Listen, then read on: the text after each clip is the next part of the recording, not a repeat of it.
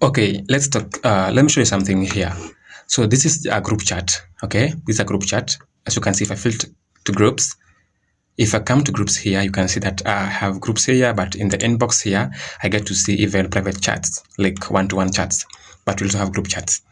So let's do something here. Now, in this group, Next.js developers, we can share images. We can, just send messages to and fro, that is discuss.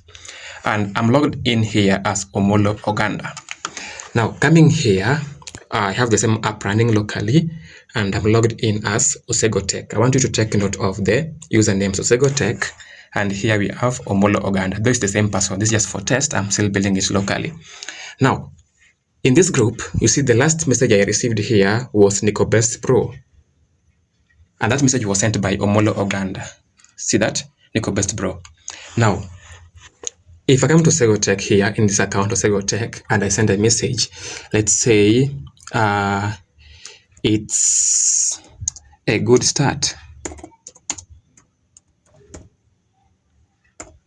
Then I hit send. If I come to Omolo Oganda account here, you see in the group chat, we've got a new message. It's a good start. Look at that. It's a good start. Okay. And then I can reply with something like, I agree. So if we come here, you see, we have the message here, received, I agree. Cool. But what actually happens is that I'm not sending this information the way they are, the content the way they are. What a user types in the front end here is not what is stored in the database. Why? Because I have implemented what we call encryption, app-level encryption, or encryption at rest. So let me explain what that means.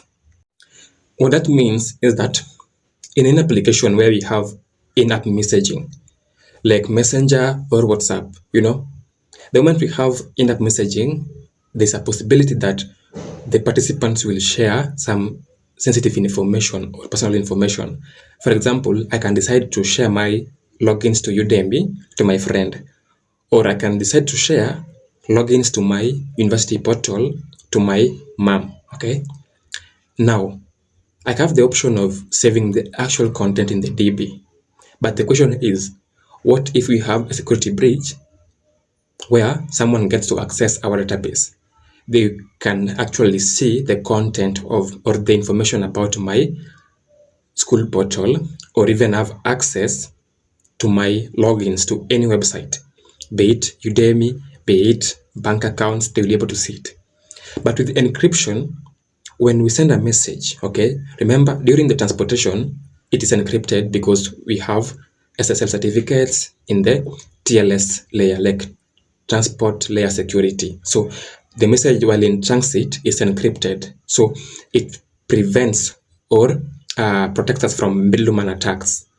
But when it reaches the server, before it is saved to the database, we encrypt it so that it doesn't make sense even if someone gets access to our DB. So content like hey will be saved as some kind of gibberish text that won't make sense, like a b b b blah blah blah. Okay, a hash dot a person blah, and that's a long string that you can't actually make sense of because it's encrypted. Now, on the receiver's end, remember it has to go to the DB first before the receivers can actually get to see what we are sending them. They will still be able to see the actual content that is meaningful, original text that I sent. So what happens is that when it is retrieved from the DB, before it is delivered to the recipient, we now decrypt it to make more sense to the end user. So it is decrypted, and then also in the transport layer, we have SSL certificates also encrypts it such that it prevents middleman attacks, and when it reaches the recipient, they receive the actual content that I, the sender, sent. If I sent hey, they will get the hey. But in the database, what we get is hash abcdxty dot full stop question mark. You get the point? Yeah. So in a scenario where anybody gets access to our database, or a breach, or the login credentials are leaked, even if you get access to our DB, you won't be able to make meaning of the content that you have in the database. So this is because we can share critical information in app. We can share location details, like just personal info about you that you won't want everyone to get to know, even if you have a breach. So if you are thinking of building an application that has in-app messaging, or you already built one, this is a sign that you need to go back and implement encryption. So let me show you how it looks on the DB, okay? So that you can see, even if I show you right now, it won't make sense to you because you don't have the key to encrypt and to decrypt. So let me show you how it looks on the database, and also a contrast of how initially it was being stored as actual content. Now this is the database I'm using. I'm using PostgreSQL, and as you can see, initially I just had the actual content being stored on my DB. Okay, look at that. The actual content that is sent is what we get on the DB. Like if I sent a good morning, I get a good morning. If I sent no biggie bro just come, I get that.